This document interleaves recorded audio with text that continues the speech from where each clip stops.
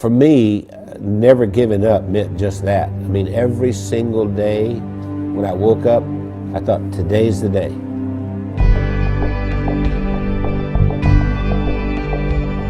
I was the second son in a sharecropper's family, and a sharecropper means that you don't own anything. I mean, you work for someone else who was the landowner. We had practically nothing. Everything was hand-me-downs from someone else. I didn't have shoes, and to this day my toes are all grown under because I didn't have shoes.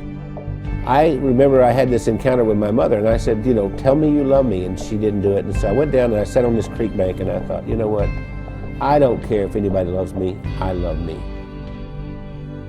I made a list of goals that I wanted to accomplish, and they were laughable because I didn't even have 2 nickels to rub together, but my first goal was I was going to be a millionaire by the time I was 35.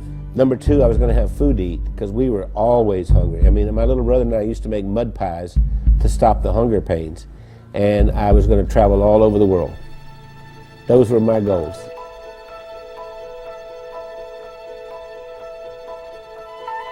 I've learned everything from working with Randy.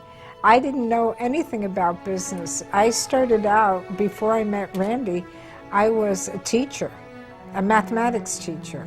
Well, I think we have a very good balance. Randy's really good in sales and telling the story and explaining why people need to have whatever it is that he's selling.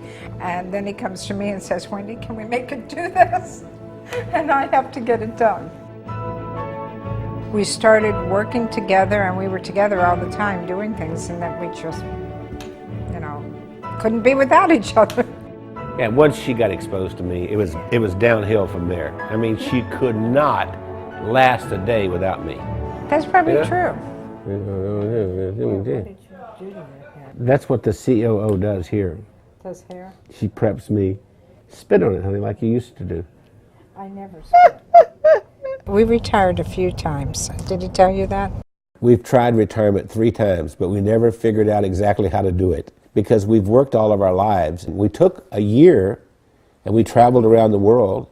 Then when the decision of the day became, where are we having breakfast? I thought, we're in trouble. If I were giving you advice and you were meeting Wendy for the first time, I would tell you, don't get your feelings hurt if she uses her phone while she's meeting with you. Hey, Kim. Hey, Chris. Okay. I'll see you in the morning. All right.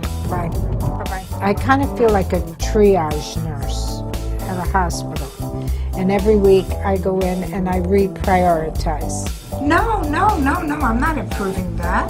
I think what drives Wendy is her desire to be the best and provide the best of service to everyone.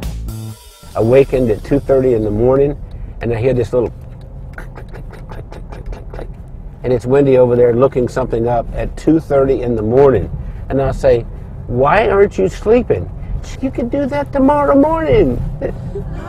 We are the definition of entrepreneurs. And we don't like doing one thing at a time. We have to do a lot of things at the same time. It's not just Randy and Wendy doing all this work. The whole team, every single one of us works round the clock. Hey, gorgeous.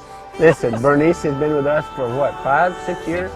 6 years. Yes. And we love her to death. And I love you guys. Yeah. Randy leads with his heart. And he's the most incredible person I've ever met. He's gone through so much in his life. And I believe that Randy's, I'm going to make me cry here.